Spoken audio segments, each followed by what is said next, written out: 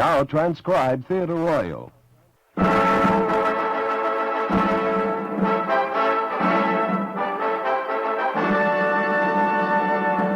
The National Broadcasting Company presents Sir Laurence Olivier, your host in Theatre Royal.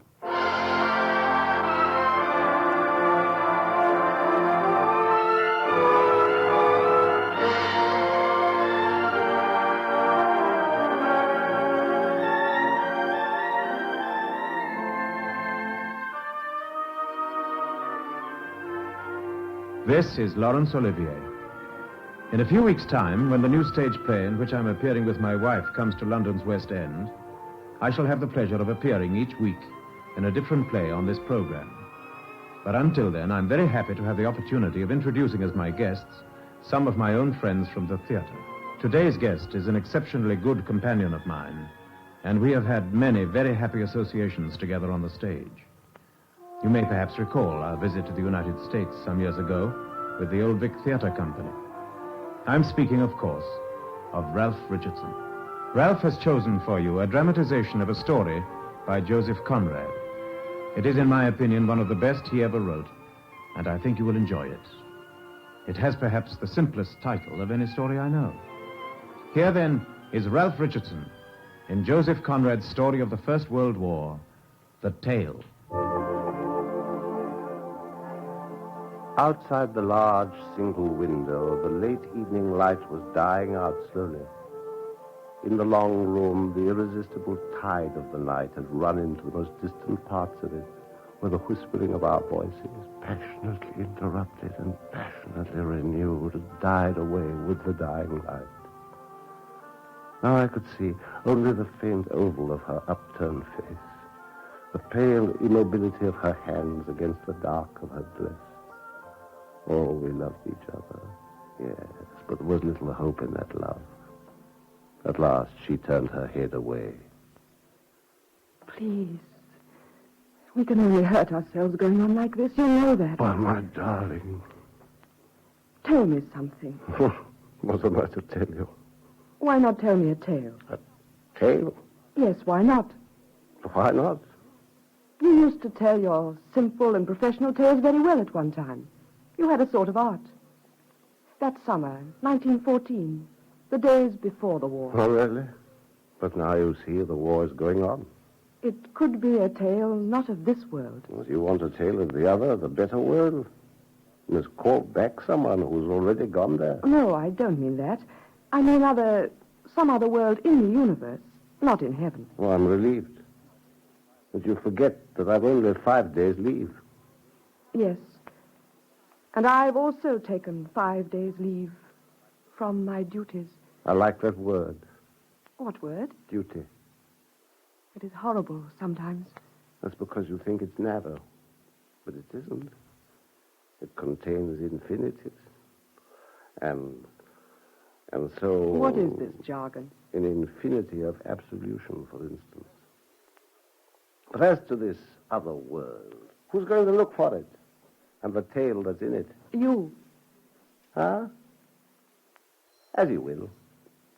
In that world, then, there was once upon a time a naval commanding officer and a Scandinavian.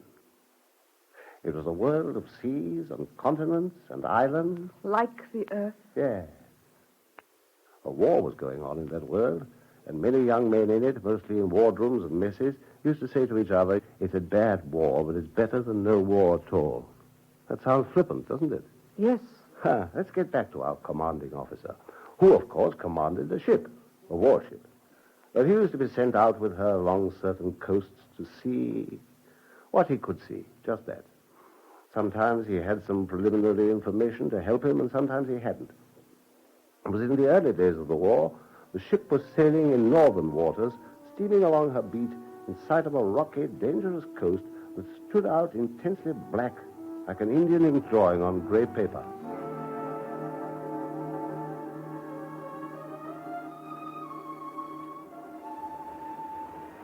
Well, anything to report? No, sir. Not so much as a fishing boat. Nothing stirring on shore there. The coast's absolutely deserted. Well, never mind about the coast. It's the sea we're interested in. You know what used to amaze me was the way that the war never seemed to change it. Just the same expanse of water, neither more friendly nor more hostile. It's impossible to believe that that same horizon is now become one great circular ambush. Yes, it is until you see a ship blow up all of a sudden and plop under almost before you know what's happened to her. Then you believe it, all right. After that, you keep your eyes on her to see what you can see. You begin to wonder whether one day you may not die from something you haven't seen. You know, in some ways, one almost envies the soldiers. At the end... Look, sir. Out there, ahead, on the starboard bow. Quick, man, hard a port. It may be a mine.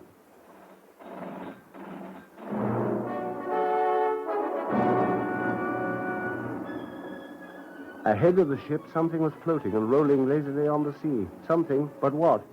The ship's course was altered to pass the object close.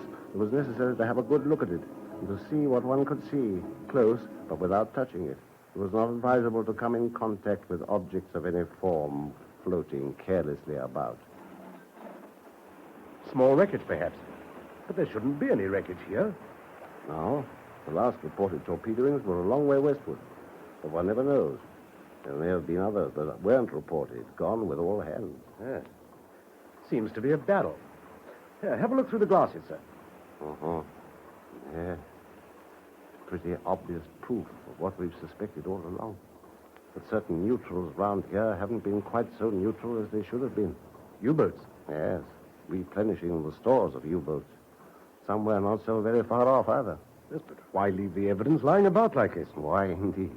Almost looks as though it had been done on purpose. But what on earth for? More probably it was an oversight. Or maybe somebody had to get away quickly before they were spotted. Well, it's proof of what we were pretty certain of before. And plain, too. How much good it'll do us. The parties are miles away.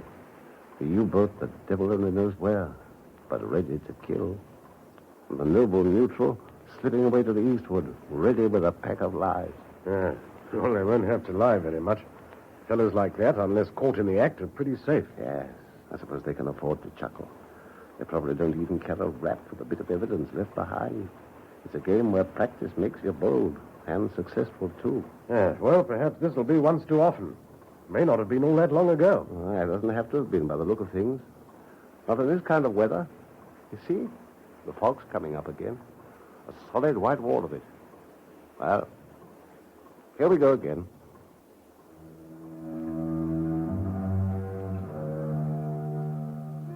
In 5 minutes, we were in the thick of it. Great convolutions of vapor flew over, swirling about our masts and funnel, which looked as if they were beginning to melt. Then they vanished. The ship was stopped. All sounds ceased. The very fog became motionless, growing denser as if solid in its amazing, dumb immobility. Men at their stations lost sight of each other. Footsteps sounded stealthily. Rare voices, impersonal and remote, died away without resonance. A blind, white stillness took possession of the world. 14 fathoms! Well, what do we do now? Here, wait a minute. The fog's lifting. Only in patches. Look, there's the shoreline again. Ah, that's a bit better. 38 fathoms! Right. Now I know where I am again. We're going inshore. Yes, but... It's all right. I know this stretch of coast like the back of my hand. That peak there's the southern shore of a fjord. We're going to ease round into it and sit tight till the weather mends. There's plenty of sea room and we can drop anchor. Keep the leadsman stinging out.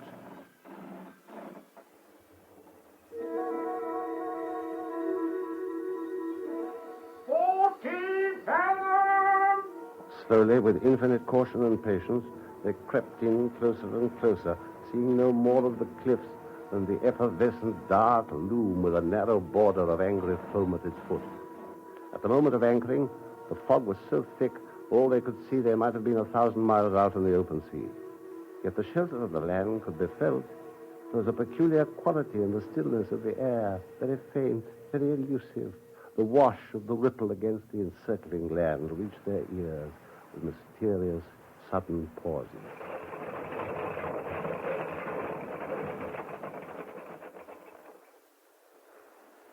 Well, that's that. There's about half a mile between us and the other side of the fjord. We can stay here till the fog lifts, We get a chance to see what we're doing again. Well, it seems to be lifting already, sir. Back there, towards the open sea. By Jove, it does. Quite a bright patch. Here, wait a minute. What's that? Give me the glasses. I could almost swear. Well, you'd be right then. There's another ship out there, lying at anchor. Yes, but hang it. It's a wonder we didn't run slap into her when we came in. Yes, it certainly is. But why didn't she make herself known, rung her bell? She must have heard us coming in. We came in pretty quietly, admittedly, but they must have heard our leadsman at least. We couldn't have passed her more than 50 yards off. Quite. What you might call a close shave. We never heard a sound from her. Fellows on board must have been holding their breaths. I rather think that's what they were doing. Ah. Had we better take a look at them, sir? I think we better had. At first, I supposed she was just a coaster standing to. I'm not so sure the more I think about it. In fact, I'm not at all sure. Lower a boat and send a boarding party across to her. I want to know a little more about that ship. Aye, aye, sir.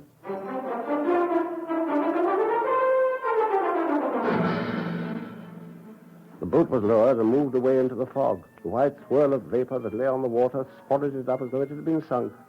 Only the shadowy outline of the mystery ship remained afloat above the drifting whiteness. For a quarter of an hour, there was utter silence, and then the boarding party returned, appearing suddenly alongside. The officer in charge came up to make his report. Well, what is she, a coaster? No, sir, a stranger, a neutral. No, really? Well, tell us a little bit more about her, then. What's she doing here, anyway? Well, they said they've had engine trouble, so they stood in here to keep out of the weather. Did they? Well, how did they get in here if they had engine trouble? I asked them that, sir. They said they were drifting about in the fog for 3 days. Then the wind got up, and they simply ran before it when they saw where it was taking them. Well, I suppose that's just possible. The wind's in the right quarter, such as it is. There's hardly enough of it, I'd have thought. Oh, no, sir, this was 4 days ago. Apparently there was quite a stiffish breeze blew up. They were even afraid of a gale. Ah, well, that checks, too. If they're talking about last Friday. Quite a plausible story, isn't it? What about the ship's papers? Our papers in perfect order, sir. I checked them carefully. She sailed from Gothenburg last Monday, 8 days ago, with a cargo for Newcastle. General merchandise, all checking with the manifest. From what I could see of her, sir, she's quite in the clear. She is, eh? Well, the master said he didn't know where they were, said they'd been drifting about so long in the fog, he didn't have any good idea of his position.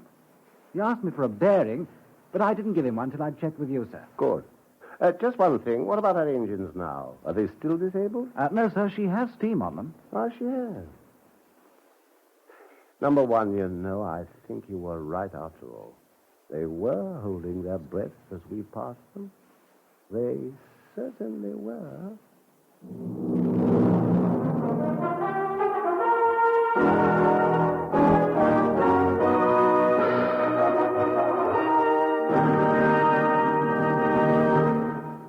In a moment, we continue with Theatre Royal. We'd like to remind you of the fine parade of good listening tomorrow night on NBC. Jerome Kern's musical drama Sonny takes the spotlight on The Railroad Hour, starring Gordon MacRae and lovely Lucille Norman.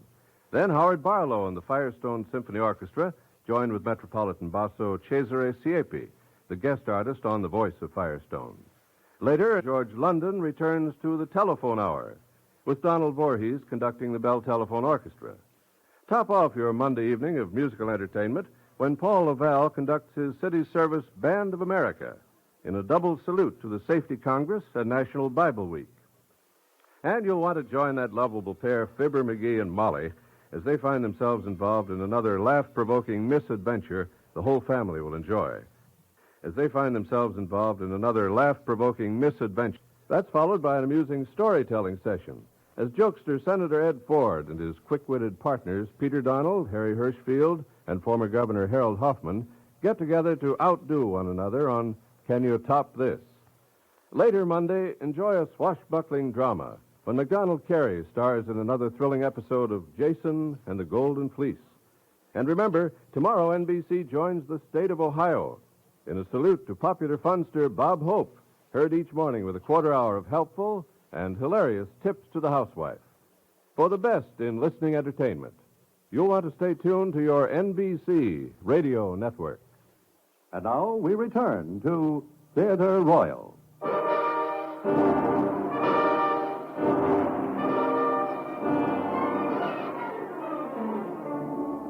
I tell you, number one, I don't like it. I don't like it one little bit. Somewhere around here, we know very well, a German U-boat has been restocked, probably by a neutral vessel. Here in this fjord, we find a neutral vessel hiding away in the fog. But her story was perfectly plausible, sir. Yes, a little bit too plausible to my mind.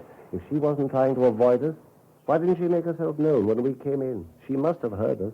Well, a fog like this does muffle small sounds, sir. And what could their object be, after all? Sneak out unnoticed once we'd passed her by. Oh, then why didn't they, sir? They might have done, you know. Not exactly unnoticed, perhaps. I don't suppose they could have slipped their cable without making some noise. Still, in a minute or two, they'd have been gone before we'd fairly made them out. Yet they didn't. Well, I suppose that's true enough. What did you make of the crew, Johnson? Oh, the usual lot, sir. The engineers, quite typical, I should say. Very full of the way they repaired their engines. The mate a bit surly, perhaps. Not much English. The master, rather an impressive sort of a fellow in his way. Typically Scandinavian. Civil enough, but appeared to have been drinking. Seemed to be recovering from a regular bout of it. Oh, he did, eh? What instructions did you give him? Oh, I told him I couldn't give him permission to proceed, sir. He said he wouldn't dare to move his ship her own length out in a fog like this, permission or no permission. I left a man on board all the same. Quite right. Well, keep an eye on her as much as you can with all this fog about, and keep your ears open. Aye, aye, sir. I don't know. Maybe I'm a bit too suspicious, but I can't help feeling that this very plausible ship may very well have been the one that had a rendezvous with that U-boat out there. But you could never prove it, sir. Well, I don't know. I want to have a look at it myself. But from the report we've had, I'm afraid you couldn't even make a case for reasonable suspicion, sir. Could you? I'll go on board all the same. Muster another boarding party. Aye, aye, sir.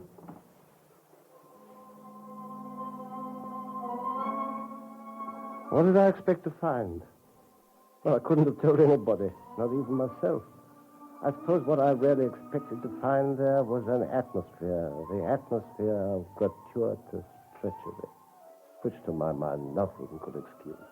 But how could I detect it, sniff it, taste it, receive some mysterious communication which would turn my invincible suspicion into a certitude strong enough to provoke action with all its risks? I went aboard. The master, large, robust Scandinavian, led the way to the chart room. It is not very comfortable, but while I am at sea, this is where I live. Aha. Oh, take a seat, please. What can I do for you? Oh, it's nothing. It's merely a routine check. Your papers appear to be in order. No, of course. If it had not been for trouble with the engines, we would have been in England, in Newcastle. Instead of which... So we are here. Aha. Oh, what I mean is, I don't know where we are. Oh, hang it all. For 3 days we drift in the fog with our engines broken down. I tell you, we might be anywhere. So the fog's been after you for a week. Yes, that's no exaggeration. 8 days. We leave Göteborg last Monday, last week. On Tuesday, I am somewhere south of here, and my engines break down. We drift in the fog, I don't know where, and then the wind gets up, and we put in here. Since then, there has been nothing but fog again. Aha. So you've been anchored here all that time? Yeah, that's right, 4 days. Now, isn't it enough to drive a man out of his mind? Well, and it's like this. This ship is my own. Your officer has seen the papers. She isn't much, as you can see for yourself, just an old cargo boat, just a bare living for my family. Those are their pictures up there. Yes, you'll be making a fortune for your family with this old ship before you finish. Please. I mean, out of the war. Ah, yes. Out of the war. Well, what of that? You wouldn't be angry about it, would you? Oh, you are too much of a gentleman. We didn't bring this war on you. No, I suppose you didn't. Oh, and suppose we sat down and cried. What good would that be? Oh, let those cry who made all the trouble. Oh, time is money, you say in English. Well, this time is money. Oh, yes, it is money, all right. Well, I'm glad you're satisfied. Well, I suppose you've made it perfectly clear that the war's not your fault and why you're here. Your logbook confirms that very minutely. Of course, a logbook may be cooked. Please. I say a logbook may be cooked, faked, used as an alibi. Nothing easier. Oh. But You can't suspect me of anything. My cargo is made out for an English port in Newcastle. True. Well, then how can you suspect me? And what is it you suspect me of doing? Well, I haven't said that I do suspect you. What makes you think I might? But what you said about the logbook. Well, I find you lying here with steam up, hiding in the fog. But my engines have been repaired, so at last I can get steam up again. Why didn't you make yourself known when you heard us coming into the fjord? Well, I hear nothing. I do not know you were there until your boat come along. But you must have heard our leadsman. Please. You must have heard the shout of our leadsman, taking the depth as we came by. I was in this chat room. I hear nothing at all. I wondered what he'd do if I accused him to his face of being what I suspected he was. Supposing I did that and watched his face, would he betray himself in some way? Oh, it was perfectly plain the fellow had been drinking. Oh, yes, he'd been drinking. We'd have had a lie ready all the same. I turned away in disgust and went up on the deck, where I had the crew mustered formally for an inspection. You the chief engineer? Yeah, What's been the trouble with your engines? please. Your engines broke down, didn't they? Oh, yeah. The main, how do you say? The main feed became loose, and the steam was not right in the cylinder. Also, the condenser chamber was wrong. When was this? A week ago, last Tuesday. Uh-huh. You the mate? Yeah. Let me see your papers. Oh, here. Where did you join the ship? You're the boy? When? 3 months ago. This is your first trip to Hull? We are not bound for Hull. We are bound for Newcastle. I could discover no flaw in the logbook story. So at last I dismissed them. My impression of them was that they were a well-picked lot. They'd probably been promised a fistful of money each if the trip paid off. All slightly anxious, but not frightened. Not a single one of them likely to give the show away. At last I returned to the chart room. The master still lingered there. He appeared to have been drinking while I was away on deck. Sit down, please. I guess you're wondering at my proceedings, though I'm not detaining you, am I? I mean, you wouldn't care to move in this fog? I don't know where I am. You didn't happen to notice any unusual objects floating about while you were at sea? Objects? What objects? We were groping blind in the fog for days before we put in. We had a few clear intervals. And earlier today, I saw something out there that makes me suspect that not so very long since a U-boat was contacted and restocked, perhaps by a neutral vessel. Oh, I see. But you only suspect that. You have no proof. Oh, well, perhaps not. But I also have my information. That's why I happen to be here at all. Shooting's too good for people that conceive neutrality in that sort of manner. Oh, yes, perhaps. No, there's no perhaps about it. No, you are right. But what about the tempters? We better kill off that lot. There's 4, 5, 6 million of them. Oh, but I had better hold my tongue. You have some suspicions. No, I've no suspicions. Oh, well, let us put it like this. We know that you English are gentlemen, but, let us speak the truth. Why should we love you so very much? You haven't done anything to be loved. We don't love the Germans either, of course, but they haven't done anything for that either. When a fellow comes along with a bag of gold. Oh, I haven't been in Rotterdam on my last voyage for nothing. Oh, I'm sure. You'll be able to tell our people something interesting when you get to Newcastle. Oh, I might. But you keep some people in your pay at Rotterdam, so let them report. I am neutral, aren't I? So you say. Well, listen. Have you ever seen a poor man on one side and had a bag of gold on the other? Oh, of course, I couldn't be tempted. I haven't enough for it. Oh, I tell you, it is nothing to me. I just talk openly for once. Yes, I'm listening to you. Well, now that I know you have no suspicions, I talk. You don't know what a poor man is. I do. I'm poor myself. This old ship isn't much, and she's mortgaged, too. Bare living no more. Oh, of course, I wouldn't have the nerve, but a man who has the nerve. See, the stuff he takes aboard looks like other cargo packages, barrels, tins, copper tubes, whatnot. He doesn't see it working. It isn't real to him, but he sees the gold. That's real. Oh, of course, nothing would induce me. I suffer from an internal disease. I would go crazy with anxiety or take to drink or something. No, the risk is too great. It would be ruin. It will be death. Well, it is nothing to me. I am not one of those. No, of course not. Well, I'm going to clear you fellows off this coast at once, all of you. Now, begin with you. You must leave in half an hour. What, leave in this fog? Yes, you'll have to go in this fog. But I don't know where I am. I tell you, 3 days I drifted, lost in the fog. Uh-huh. So you don't know how to get out, don't you? Well, I'm giving you your course. You steer south by east, half east, for about 4 miles, then you'll be clear to hold to the westward for your port. The weather will clear up before very long. But please, in weather like this, I tell you, I haven't the nerve to do it. I'm ordering you to do it. Unless you want me No, to. I tell you, I have had enough of this board. Yeah. You'll leave within the next half hour. You've steam, and I've given you your course. But please, I do not know where I am. I've given you your course. Very well, sir. I have no choice.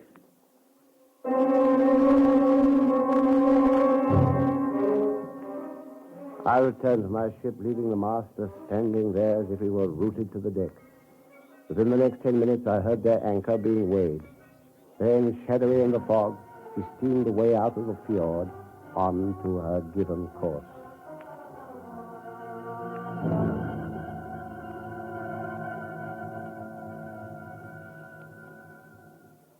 Well, my dear, that's the end of the tale. In fact, you let him go. Now listen. That course would lead the ship straight onto the rocks beyond the mouth of the fjord. He steamed out, he ran into them, and went down. So, he had spoken the truth. He did not know where he was. But surely... I prove nothing. Nothing either way. It may have been the only truth in all his story. Yes. He seems to have been driven out by a menacing stare. Nothing more. And you knew? Ah, yes, I gave that course to him. It seemed to me the supreme test. I believe... No, I don't believe. I don't know. At the time, I was certain. They all went down. I don't know whether I've done stern retribution or murder. I don't know. I shall never know. Oh, my poor... I shall never know.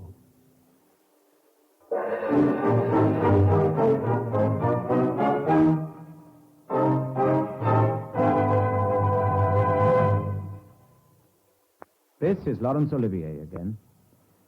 I would like to extend my thanks to Ralph Richardson for that fine performance in Joseph Conrad's story, The Tale.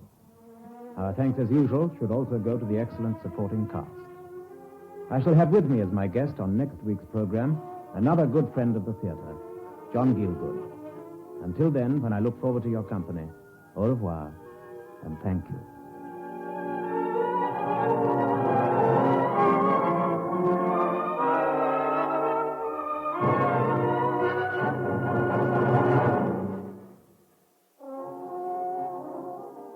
Sir Laurence Olivier introduced, as usual, today's transcribed program. The script was by D.G. Brightson. The music was under the direction of Sidney Torch. Theatre Royal is an NBC presentation, produced and directed by Harry Allen Towers.